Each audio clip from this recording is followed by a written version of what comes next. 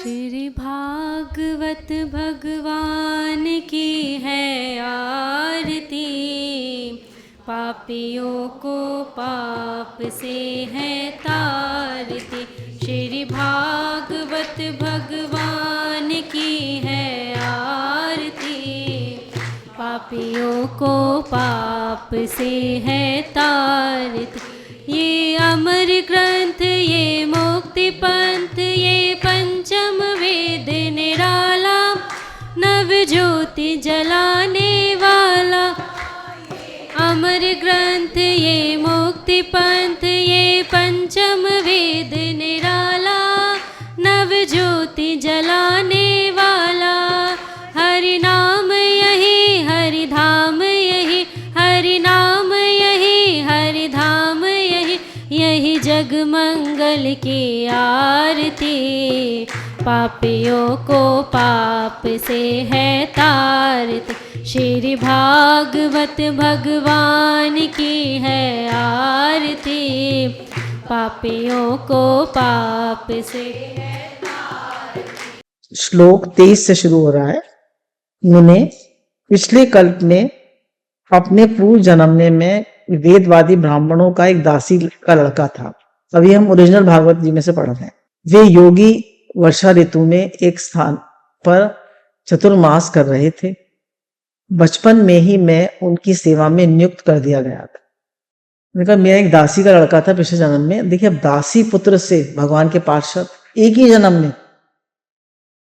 Next to impossible. दासी पुत्र से एक ही जन्म में, और हम कब से सत्संग सुन रहे, कितने जन्म पे जन्म बीत गए। कहने दासी का पुत्र था। तो एक बार वर्षा ऋतु में चतुर्मास था, तो मुझे उन संतों की सेवा में नियुक्त कर दिया गया। मैं यति बालक था, फिर भी किसी प्रकार की चंचलता नहीं करता था। मैं शैतान टाइप का नहीं था, जितेंद्रिय था। आंख नाक कान मुख मेरा सब चलते नहीं रहते थे। आजकल के बच्चे के तो कितनी चंचलता हो गई है। उनका ये चंचल नहीं थे और कम बोलते थे। खेल कूद से दूर रहता था और आज्ञा अनुसार उनकी सेवा करता था, सब संतों की आज्ञा के हिसाब से। देखिए, सेवा तो बहुत लोग करते हैं और अपने मन से करते, पर वो आज्ञा अनुसार सेवा करते थे और उनके अंदर चंचलता नहीं थी। मैं बोलता भी बहुत कम था, तो गुरु ने कहा बोलते बहुत कम थे। तो गुरु जी को वो लोग पसंद नहीं आते जो ज्यादा बोलते हैं। अगर भगवान का भजन करेंगे तो कैसे ज्यादा बोलेंगे। घर में भी वो व्यक्ति पसंद नहीं आता जो ज्यादा बोलता है। बोलत बोलत भय विकारा, बिन बोलत भय जय जयकार। तो गुरु कहते हैं कि हम जितना कम बोलेंगे उतनी हमारी एनर्जी कम वेस्ट होगी, हमारा माइंड फोकस होगा और हमारा भगवान में मन लगेगा। कम बोले। मेरे शील स्वभाव को देखकर समदर्शी मुनियों ने मुझ सेवक पर अत्यंत अनुग्रह किया। उन्होंने मेरे स्वभाव को देखकर मुझसे बहुत कृपा करी संतों ने। वो बहुत मुझसे प्रसन्न हुए। जो आज्ञा में चलता है, कम बोलता है, अपनी साधना अच्छे से करता है, तो गुरु को वो बहुत पसंद आता। उनकी अनुमति प्राप्त करके बर्तनों में लगा हुआ झूठन मैं एक बार खा लिया करता था। इससे मेरे पाप धुल गए। कहने उनके बर्तन धोने का काम मुझे मिलता था, तो उसमें जो उन्हीं की आज्ञा से, कहते हैं संतों का जो उच्छिष्ट होता है, संतों के दो उच्छिष्ट होते हैं। एक तो उनकी वाणी उनका उच्छिष्ट होता है, और एक वो जो प्रसाद दे दे तो वो उच्छिष्ट होता है। तो ये सब भगवत प्राप्त संत थे, तो उनका जो उच्छिष्ट होता था वो मैं उनकी आज्ञा से मैं पा लिया करता था। इस प्रकार उनकी सेवा करते करते मेरा हृदय शुद्ध हो गया। उनकी सेवा करने से मेरा हृदय शुद्ध हो गया। तो कहा गुरु की दर पर सेवा करने से, उनकी आज्ञा में चलने से, कम बोलने से हमें उनकी कृपा प्राप्त होती है। इस प्रकार उनकी सेवा करते करते मेरा हृदय शुद्ध हो गया। वे लोग जैसे भजन पूजा करते थे उसी में मेरी भी रुचि हुई। अब जैसे वो लोग भजन पूजा करते थे मेरी भी उसी में रुचि हो गई। प्यारे व्यास जी, इस सत्संग में उन लीला गान परायण महात्माओं के अनुग्रह से मैं प्रतिदिन कृष्ण की मनोहर कथाएं सुना करता था। पूरा मैं रोज भगवान की लीला कथाएं सुना करता। जितना हमारा मन भगवान में लगेगा उनके नाम से, उनकी लीलाओं के कथा से, तो उतनी हमारे अंदर हृदय में एक प्रसन्नता है। आप हर समय भगवान का नाम लेते रहिए, हर समय भगवान का भगवत भाव में रहिए, शुक्राना मानते रहिए, तो आपके हृदय में प्रसन्नता हो।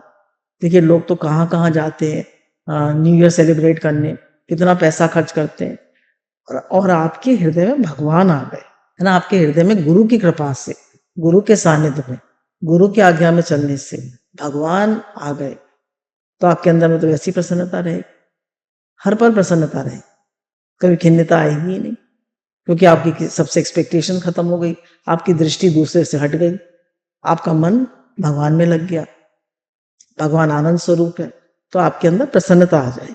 श्रद्धा पूर्वक एक एक पद श्रवण करते करते प्रिय कीर्ति भगवान में मेरी रुचि हो गई। अब कहना है श्रद्धा पूर्वक, उन्होंने जो भी सत्संग सुना बहुत श्रद्धा पूर्वक सुना। हम भी बोले श्रद्धा बयान लपते ज्ञानम अश्रद्धालु नाश जान। महामुने जब भगवान में मेरी रुचि हो गई, तब उन मनोहर कीर्ति प्रभु में मेरी बुद्धि भी निश्चल हो गई। भगवान की कीर्ति में मेरी रुचि हो गई, तो मेरी बुद्धि भी निश्चयात्मिका हो गई कि भगवान ही सत्य है और मुझे भगवान ही चाहिए और मुझे कुछ नहीं चाहिए। उन्हीं का नाम, उन्हीं का गुण, उनकी लीला, उनका गुणानुवाद, यही मुझे अच्छा लगे।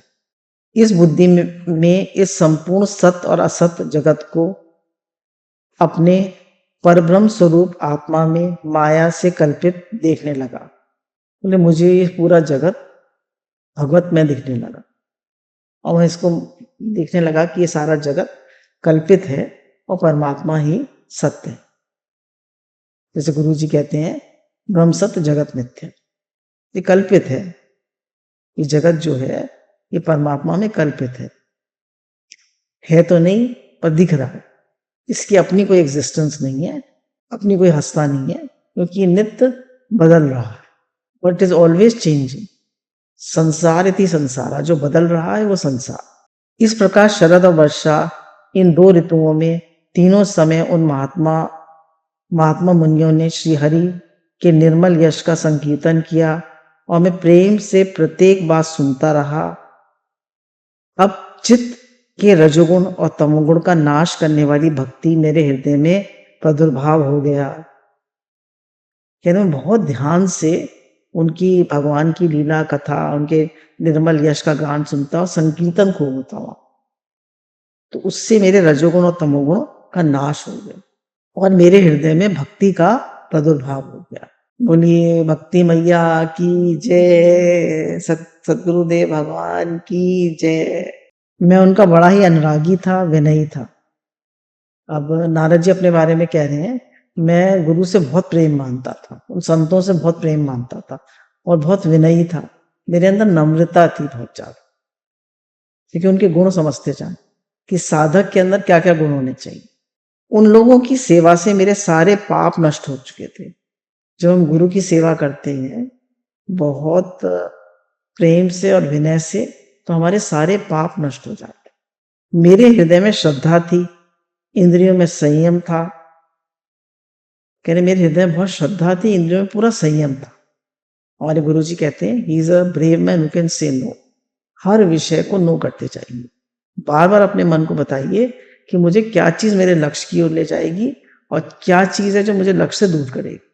उस चीज को बिल्कुल मत करें। मुझे इसी जन्म में परमात्मा प्राप्ति करनी है, क्योंकि मुझे गुरु मिले हैं, सत्संग मिला है, गुरु का सानिध्य मिला है, और पता नहीं जन्म कितने बार जन्म मरण, बार जन्म मरण, कब तक जन्म मरण करते रहेंगे। कितने युग बीत गए जन्मते मरते। कह रहे इसलिए मेरे हृदय में श्रद्धा थी, इंद्रियों में संयम था एवं शरीर, वाणी और मन से मैं उनकी आज्ञाकारी था। उन दीन वत्सल महात्माओं ने जाते समय कृपा करके मुझ उस गुह्यतम ज्ञान का उपदेश किया, जिसका उपदेश स्वयं भगवान ने अपने मुख से किया है। उन्होंने मुझे पूरा ज्ञान का उपदेश किया, जिस ज्ञान का उन्होंने भगवान ने उपदेश किया है। उस उपदेश से ही जगत के निर्माता भगवान श्री कृष्ण की माया के प्रभाव को मैं जान सका। बोले उनके सत्संग से, उनके उपदेश से मैं समझ सका कि माया है क्या। गुरु कहते हैं सत्य को भी जानो, असत्य को भी जानो। अब युधिष्ठिर जो थे वो सत्य को तो जानते थे, असत्य को नहीं जानते थे, तो जुए में हार गए।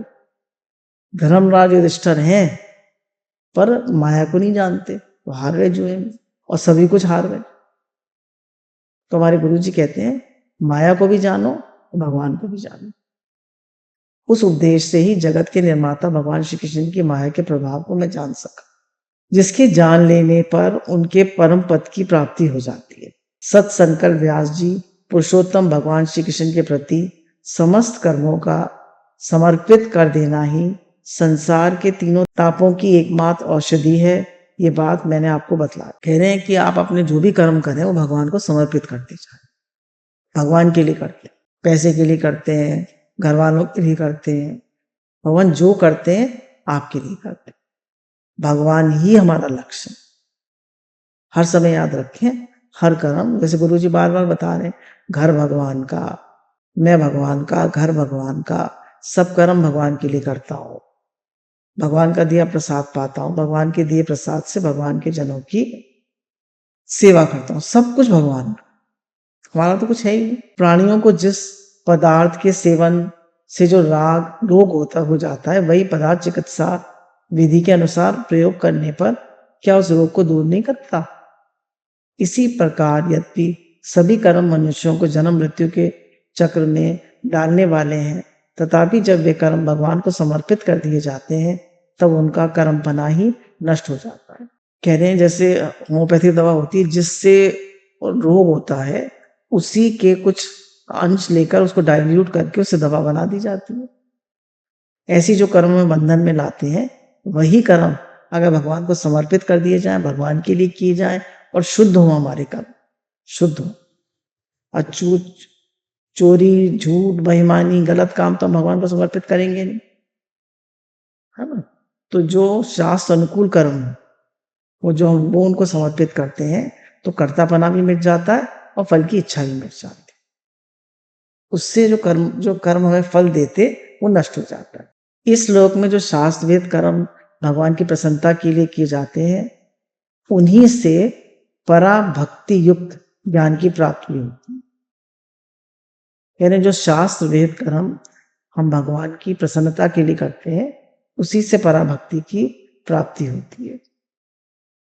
इस भगवत कर्म के मार्ग पर भगवान के आज्ञा अनुसार आचरण करते हुए लोग बार बार भगवान श्री कृष्ण के गुण, नामों, कीर्तन तथा स्मरण करते हैं। प्रभु आप भगवान वासुदेव को नमस्कार है, हम आपका ध्यान करते हैं।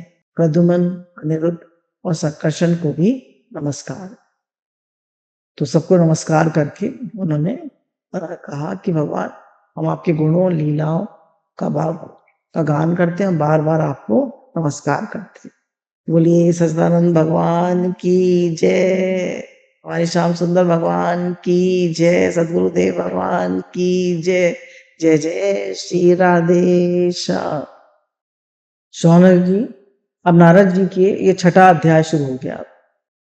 शौनक जी देवर्षि नारद के जन्म और साधन की बात सुनकर सत्यवती नंदन भगवान व्यास जी ने उनसे फिर प्रश्न किया। व्यास जी ने पूछा, नारद जी, जब आपको ज्ञान उपदेश करने वाले महात्मागण चले गए तब आपने क्या किया? उस समय तो आपकी अवस्था बहुत छोटी थी। स्वयंभू आपकी शेष आयु किस प्रकार व्यतीत हुई और मृत्यु के समय आपने किस विधि से अपने शरीर का परित्याग किया? देवऋषि, काल तो सभी वस्तु को नष्ट कर देता है। काल मतलब समय। उसने आपकी इस पूर्व कल्प की स्मृति को कैसे नाश नहीं किया? हमें तो पिछले जन्म में क्या किया था हमने सब भूल जाते हैं, तो आपको कैसे नहीं भूले? आप कैसे नहीं भूले? नारद जी ने कहा, मुझे ज्ञान उपदेश करने वाले महात्मागण जब चले गए तब मैंने इस प्रकार अपना जीवन व्यतीत किया। यद्यपि उस समय मेरी अवस्था बहुत छोटी थी, 5 साल के थे बस। 5 साल के बच्चे को तो कुछ भी कर ली होती। मैं अपनी माँ का इकलौता बेटा था। एक तो वह स्त्री थी, दूसरा मूढ़ और तीसरा दासी। एक तो स्त्री थी, दूसरा मूढ़ थी, मूढ़ मतलब उतनी इंटेलिजेंट नहीं थी, और दूसरा दासी थी। मुझे भी उसके सिवा और कोई सहारा नहीं था। उसने अपने आप को मेरे स्नेह पाश में जकड़ रखा था। बहुत मोह आसक्ति करती थी मुझसे। वे मेरे योगक्षेम की चिंता तो बहुत करती थी, परंतु पराधीन होने के कारण कुछ कर नहीं पाती थी। मेरी चिंता तो बहुत करती थी पर कुछ कर नहीं पाती थी मेरे लिए। तो गुरु जी ये बता रहे हैं कि चिंता मत करो, भगवान, इस संसार के मालिक भगवान, चिंता मत करनी। जैसे गुरुजी ने सब बच्चों को बुलाया तो गुरुजी ने कहा तुम्हें चिंता है क्या, कहाँ खाएंगे, कहाँ सोएंगे, रजाई मिलेगी नहीं मिलेगी, सब इंतजाम गुरुजी का है। ऐसे ही संसार में भगवान ने हमें भेजा, तो भगवान सब इंतजाम करेंगे। हम अपनी सेवा ठीक से करें और भगवान को याद करें, भजन करें। चिंता नहीं करनी चाहिए, चिंता चिता समान है। तो जीवित ना जो चिंता करें ताकि बढ़िया भाग। जैसे कठपुतली नचाने वाले की इच्छा के अनुसार ही नाचती है, वैसे ही सारा संसार ईश्वर के अधीन। कहने कठपुतली नचाने वाला जैसे सबको नचाता है, ऐसे ही ये सारा जगत भगवान के अधीन है, भगवान चला रहे हैं इसे, तो हम क्यों चिंता करें। और भगवान ने कह दिया कि योगक्षेम वाहन में मैं अपने भक्त का योगक्षेम वाहन करता हूं, मैं तेरी संभाल करूंगा, तू मेरी शरण में तो आ। मैं भी अपने माँ के स्नेह बंधन में बंधकर उस ब्राह्मण की बस्ती में ही रहा। मेरी अवस्था केवल 5 वर्ष की थी, मुझे दिशा, देश और काल के संबंध में कुछ भी ज्ञान नहीं था। अब इन्होंने अपनी माँ को कभी उल्टा जवाब नहीं दिया, कभी उनसे बहस नहीं करी, कभी उनकी आज्ञा का उल्लंघन नहीं करा। जब संत लोग जाने लगे तो उन्होंने कहा मैं भी आपके साथ चलूंगा, तो उन्होंने कहा नहीं, अभी तुम्हारी माँ का ऋण है तुम्हारे ऊपर, तुम उनकी सेवा करो। तो उन्होंने किसी का को भी आर्ग्यू नहीं करा और माँ की सेवा में रहे। हालांकि माँ को उनका भजन करना पसंद नहीं था, उन्होंने फिर भी उनकी सेवा करी और प्रसन्नचित मन से करी, और कोई भी उनसे वो नहीं करा, कोई भी मतलब उनकी आज्ञा का उल्लंघन नहीं करा, उनको बुरी तरह नहीं करा। एक दिन की बात है, मेरी माँ बहुत धोने के लिए रात के समय घर से बाहर निकली। रास्ते में उसके पैर से सांप छू गया, उसने उस बेचारी को डस लिया। उस सांप का क्या दोष, काल की ऐसी प्रेरणा थी। हम कहते हैं हमारे साथ ऐसा क्यों हुआ, हमारे साथ बोले जो हो रहा है वो काल की ऐसी प्रेरणा, उस समय के अनुसार, हमारी प्रारब्ध के अनुसार, भगवान की मर्जी से जो हो रहा है वो ऐसे ही प्रेरणा है भगवान काल की, समय की। तो किसी भी चीज में अपनी बुद्धि ज्यादा ना चलाए, ऐसा क्यों हुआ, वैसा क्यों हुआ, ये क्यों हुआ, ये ऐसे क्यों करता है, वो ऐसे क्यों करता है।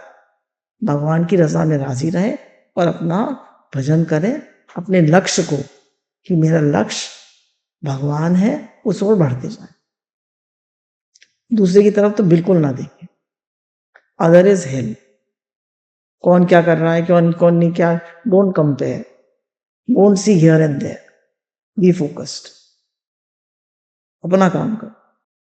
मैंने समझा भक्तों का मंगल चाहने वाले भगवान का ये भी एक अनुग्रह ही है। इसके बाद मैं उत्तर दिशा की ओर चल गया।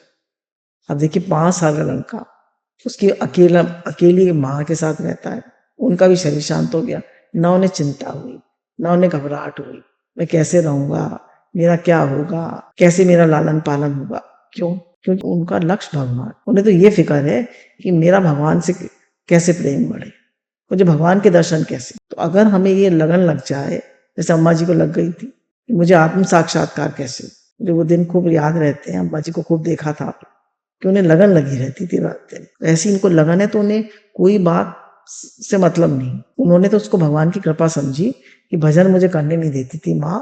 बोले माँ से कोई द्वेष था? बोले द्वेष बिल्कुल नहीं था, पर भजन की लगन थी। एक छोटा सा बच्चा 5 साल का, ये चल पड़े जंगल की उस ओर मार्ग में मुझे अनेकों धन धान्य से संपन्न देश, नगर, गांव, अहीरों की चलती फिरती बस्तियां, खाने खेड़े, नदी, पर्वत, खूब अच्छे मतलब बड़े बड़े महल, बड़ी बड़ी संपन्न चीजें, लोग इन्हें दिखाई दिए, कहीं नहीं अटके, ना गांव में ना बड़ी संपन्नता में। अगर हमें मॉल में ले जाया जाए, शॉपिंग मॉल में, वहाँ फूड कोर्ट भी होता है और खाने पीने की चीजें भी होती हैं, कपड़े भी होते हैं और बहुत सारी चीजें होती हैं। कहाँ कहाँ अटकेगा मन, इनका मन कहीं नहीं अटका, ये तो बस सीधे अपने लक्ष्य की तरफ चलते रहा। इनका फोकस देखिए, इनकी लगन देखिए, इनका प्रेम देखिए भगवान से। बड़ा वाटिकाएं, वन उपवन, रंग बिरंगी धातुएं से युक्त विचित्र पर्वत दिखाई पड़े। और इस पहाड़ में इतना चमक क्यों रहा है, इतना सुंदर क्यों? कहीं भी नहीं गए, बस ये तो चलते ही चले आ रहे हैं। कहीं कहीं जंगली वृक्ष थे जिनकी बड़ी बड़ी शाखाएं हाथियों ने तोड़ डाली थी। शीतल जल से भरे हुए जलाशय थे, है ना, ठंडे जल से भरे हुए जलाशय थे, जिनमें देवताओं के काम में आने वाले कमल थे। बहुत सुंदर सुंदर कमल थे उसमें, तो देवताओं के काम में आते हैं। उन्होंने नहीं सोचा मैं फूल तोड़ लूं। उन पर पक्षी तरह तरह की बोली बोल रहे थे, भंवरे मंडरा रहे थे। पेड़ों पे तरह तरह के पक्षी बोल रहे थे, भंवरे मंडरा रहे थे। ये सब देखता हुआ मैं आगे बढ़ा। मैं अकेला ही था, डर नहीं रहे, चिंता नहीं कर रहे, चले जाते। इतना लंबा मार्ग तय करने पर एक घोर गहन जंगल देखा। तो जंगल में तो डर जाना चाहिए था। 5 वर्ष के बालक, पर जरा नहीं डर रहे, जरा नहीं घबरा रहे, भगवान की ओर बढ़े जा रहे। उसमें नरकट, बांस, सेंठा, कुश, कीचक आदि खड़े थे। उसकी लंबाई चौड़ाई भी बहुत थी। वहां सांप, उल्लू, सियार आदि भयंकर जीवों का घर हो रहा था। देखने में बड़ा भयावना लगता था। चलते चलते मेरा शरीर और इंद्रियां शिथिल हो गए। बेचारे 5 साल के बालक कितना चलेंगे, चलते चलते बेचारे थक गए। मुझे बड़ी जोर से प्यास लगी थी, भूख भी लगी, फिर भी ना तो उनका भूख की तरफ ध्यान, ना प्यास की तरफ ध्यान। ये कितनी बड़ी बात। कल गुरु की वाणी में सुन रहे थे स्वामी राम सुखदास जी की। बोले एक महात्मा थे, उन्हें ऐसी लगन थी कि उनको उन्होंने प्रसाद पा लिया था, खाना खा लिया था, तो प्यास भी लगी थी, उनके पास ठंडा जल भी था, फिर भी जल नहीं पी रहे कि जब तक मुझे भगवान की लगन नहीं लग जाएगी मैं जल नहीं पीऊंगा। बोले हमें कोई हमारी पसंद पसंद की चीज अगर मिल जाए खाने की, तो जब तक हम खा नहीं लेंगे मुंह में पानी आता रहे। ये देखिए अपनी हालत देखिए, और जो लोग बड़े बड़े संत होते परमात्मा प्राप्ति करी उनकी हालत है। कह रहे ये भूखे भी हैं, प्यासे भी हैं, फिर भी एक इनका ध्यान नहीं है कहीं।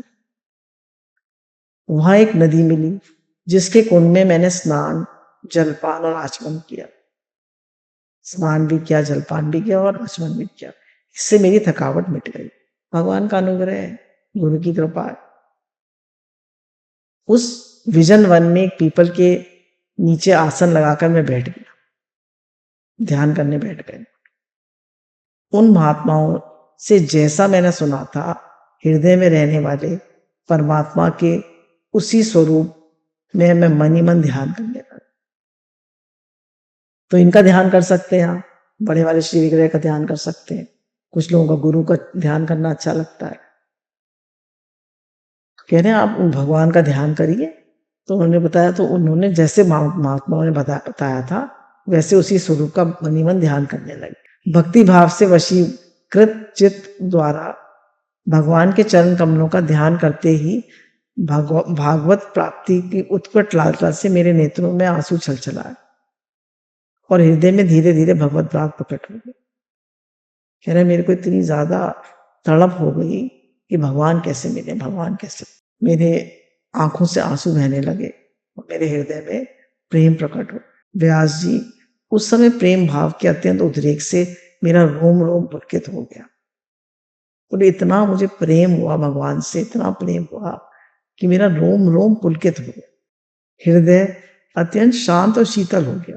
उस आनंद की बाढ़ में मैं ऐसा डूब गया कि मुझे अपना ध्येय वस्तु का तनिक भी भान नहीं रहा। कहते हैं टाइम एंड स्पेस, कुछ भी भान नहीं रहा। वो अपना देह भाव, जीव भाव सब भूल गया, सब विस्मृत हो गया। भगवान का वह अनिर्वचनीय रूप समस्त शोकों का नाश करने वाला और मन के लिए अत्यंत लुभावना सा था। कह रहे भगवान का वो अनिर्वचनीय रूप शोकों का नाश करने वाला और मन के लिए अत्यंत लुभावना था। उसे न देख मैं बहुत ही विकल हो गया और मना से होकर वहां से उठ गया। मैंने उस स्वरूप का दर्शन फिर करना चाहा, किंतु मन को हृदय में समाहित करके बार बार दर्शन की चेष्टा करने पर भी उसे न देख कर मैं अतरत के समान आतुर हो उठा। भगवान के दर्शन तो इन्हें हो गए और वो फिर देखना चाहते थे, फिर दर्शन करना चाहते थे, तो नहीं कर पा रहे थे, तो एकदम विकल हो गए। मुझे फिर दर्शन हो, फिर दर्शन। इस प्रकार निर्जन वन में मुझे प्रयत्न करते देख स्वयं भगवान ने, जो वाणी का विषय नहीं है, बड़े गंभीर और आतिर वाणी से मेरे शोक को शांत करते हुए से कहा, यदि इस जन्म में मेरा दर्शन नहीं हो सकेगा, जिसकी वासनाएं पूर्णतः शांत नहीं हो गई हैं, उन अधकचरे योगियों का मेरा दर्शन अत्यंत दुर्लभ। निष्पाप बालक, तुम्हारे हृदय में मुझे प्राप्त करने की लालसा जागृत करने के लिए ही मैंने एक बार तुम्हें अपने रूप की झलक दिखाई। मुझे प्राप्त करने की आकांक्षा से युक्त साधक धीरे धीरे हृदय की संपूर्ण वासनाओं को भली भांति त्याग कर देता है। अभी हमने 23 तक पढ़ दिया। तो इसमें ये कह रहे हैं कि अधकचरे, तब उनको बता रहे हैं नारद जी को अधकचरे, कह रहे अभी तुम्हारी वासनाएं शेष रह गई है, अभी तुम्हारा जो इच्छा वासना है पूरी तरह नष्ट नहीं हुई, तुम्हारे कल्मश नष्ट नहीं हुए। तो अब कह रहे हैं भैया जब उनके अभी कल्मश रह गए हैं, अधकचरे योगियों को मेरा दर्शन अत्यंत दुर्लभ। अब उनको बेचारे 5 साल के हैं, जंगल में आ गए भगवान के लिए, कितनी तड़प है, कोई डिस्ट्रैक्शन है नहीं, कहीं मन और है नहीं। कहा कलयुग में आजकल का जो समय है, भगवान ने कहा भजन करो, भजन से मेरी प्राप्ति सरल है। भजन भी कैसा करें जो टूटे ना, कोशिश करें हर समय नाम जप चलता है और हमारा ध्यान एक भगवान की ओर लगा। बोले जब तुम्हारे कल्मश नष्ट नहीं हुए तो फिर कैसे तुम्हें मेरे दर्शन हो गए? भगवान कह रहे मेरी कृपा से। भगवान कह रहे इसलिए कि क्योंकि तुम मेरी ओर खिंच जाओ और तुम्हें मेरे अट्रैक्शन बना रहे, इसलिए मैंने तुम्हें एक बार दर्शन दी। अल्पकालीन संत सेवा से ही तुम्हारी चित्तवृत्ति मुझ में स्थिर हुई। अब तुम इस प्राकृत मिलन शरीर को छोड़कर मेरे पार्षद हो जाओ। कह जो तुमने संतों की सेवा करी ना, उनकी आज्ञा में चले, कम बोलते थे, चंचलता नहीं करते थे, और जो जैसे उन्होंने साधना बताई वैसे साधना की। अब देखिए यहाँ पे एक बहुत समझने की बात है, जब हम गुरु के पास आते हैं तो हम गुरु को पकड़ लेते, बोले गुरु ने जो साधना बताई है वो करिए और गुरु की आज्ञा का पालन करिए, गुरु को मत पकड़िए। अम्मा जी का गुरु से बहुत प्रेम था तो उन्होंने पकड़ी आत्मा और अपनी साधना करी, उन्होंने गुरु को नहीं पकड़ा। तो यही इन्होंने क्या करा, इन्होंने जो तुमने संतों की सेवा करी ना उससे ही तुम्हारी चित्तवृत्ति मुझ में स्थिर हुई। अब तुम इस प्राकृत मिलन शरीर को मलिन शरीर को छोड़कर मेरे पार्षद हो जाओ। मुझे प्राप्त करने का तुम्हारा ये दृढ़ निश्चय कभी किसी प्रकार नहीं टूटेगा। मेरी ऐसी कृपा थी कि भगवान की कृपा के बिना कुछ नहीं हो सकता। पहले संत कृपा, फिर अपनी कृपा, फिर भगवान की कृपा। पहले संत कृपा, गुरु मिल गए, फिर अपनी कृपा। अपनी कृपा के बिना भी कुछ नहीं हुआ। अपना भी तो अभ्यास करिए। समस्त सृष्टि का प्रलय हो जाने पर भी मेरी कृपा से तुम्हारी स्मृति वही रहेगी। बोले जब प्रलय हो जाएगी तब भी तुम्हें मेरी स्मृति बनी रहे। आकाश के समान अव्यक्त सर्वशक्तिमान परमात्मा इतना कहकर चुप हो गए। उनकी इस कृपा का अनुभव करके मैंने उन श्रेष्ठ से भी श्रेष्ठतम भगवान को सिर झुका के प्रणाम किया। तभी से मैं लज्जा संकोच छोड़कर भगवान के अत्यंत रहस्यमय और मंगल में मधुर नामों और लीलाओं का कीर्तन स्मरण करने लगा। आप कह रहे हैं कि मैंने तभी से सारी लज्जा संकोच छोड़ के मैं खूब संकीर्तन करता हूँ और भगवान के नाम का जप करता हूँ। स्पृहा मद मत्सर मेरे हृदय से पहले ही निवृत्त हो चुके थे। अब मैं आनंद से काल की प्रतीक्षा करता हुआ पृथ्वी पर विचरने लगा। तो भगवान ने कहा था ना जब तुम्हारा शरीर छूट जाएगा तब तुम पार्षद बनोगे। तब मैं मृत्यु का इंतजार करने लगा। हम सब मृत्यु से डरते हैं, कितना डरता है आदमी मृत्यु से, मैं मर ना जाऊं, ये मृत्यु का इंतजार कर रहे हैं। तो मृत्यु तो जैसे गुरु बताते हैं this life is a preparation for going back to God. Death क्या है? भगवान से मिलने का दिन। व्यास जी इस प्रकार भगवान की कृपा से मेरा हृदय शुद्ध हो गया, आसक्ति मिट गई और मैं श्री कृष्ण परायण हो गया।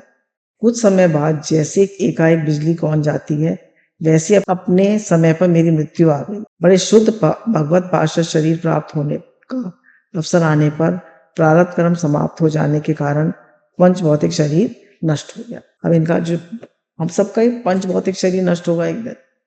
तो इन्होंने अपना काम पूरा कर लिया, भगवान के दर्शन कर लिए। कल के अंत में जिस समय भगवान नारायण एकाणु प्रलयकालीन समुद्र के जल में शयन करते हैं, उस समय उनके हृदय में शयन करने की इच्छा से इस सारी सृष्टि को समेटकर ब्रह्मा जी जब प्रवेश करने लगे तब उनके श्वास के साथ मैं भी उनके हृदय में प्रवेश कर गया।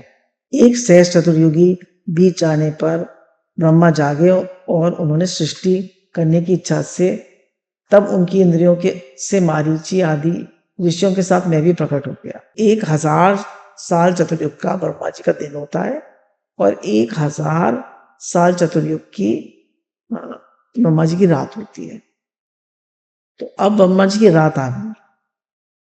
अब ये 1000 साल चतुर्युग, एक चतुर्युग कितना है? 43,28,000। इतने ये भी 1000, ऐसे 1000 साल इन्होंने वेट। और जब भगवान ने फिर सृष्टि करी तब ये बहुत सारे ऋषियों के साथ फिर ये प्रकट हो गए। तभी मैं भगवान की कृपा से बैकुंठ आदि तीनों लोकों में बाहर और भीतर बिना रोक टोक विचरण करता हूँ। अब इन्हें ये एस्ट्रल ट्रैवल करते रहते हैं, सारे में घूमते रहते हैं। इन्हें पार्षद शरीर प्राप्त हो गया, एक ये पृथ्वी लोक, एक दिव्य लोक है। तो अभी दिव्य लोक में आ गए। जैसे गुरु जी कहते हैं ना मास्टर्स, तो ये अब पार्षद बन गए। भागवत जी में कहा जा रहा है पार्षद बन गए, अभी भगवान के लोक में विचरण कर रहे हैं। मेरे जीवन का व्रत भगवत भजन अखंड रूप से चलता रहा। देखिए कितनी इनके जीवन का व्रत है भजन, तो अखंड रूप से चलता, हर समय नारायण नारायण नारायण नारायण नारायण का जाप करते, अखंड व्रत है इनके जीवन का। देखिए भगवान भी मिल गए, दर्शन भी हो गया, दिवलोक में भी चले गए, फिर भी जप कर रहे हैं और निरंतर कर रहे हैं। भगवान की दी हुई इस स्वर ब्रह्म से विभूषित वीणा पर तान छेड़कर वे उनकी लीलाओं का गान करता हुआ सारे संसार में विचरता। एक बार ये भगवान की रासलीला में गए थे। इनसे प्रसन्न होकर राधा रानी ने भगवान श्री कृष्ण से इनको वीणा दिलवाई थी।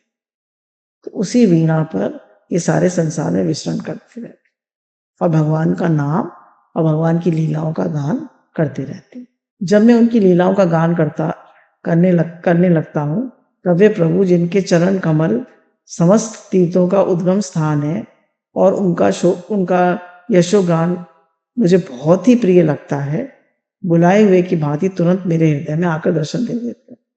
और जब मैं भगवान का नाम लेता हूँ, उनकी लीलाओं का गान करता हूँ, उनके लिए मेरे आंखों में आंसू आ जाते हैं, तो मेरे हृदय में भगवान दर्शन दे देते हैं। हम सबको भी दे सकते हैं। तो प्रेम होना चाहिए, उत्कट अभिलाषा होनी चाहिए।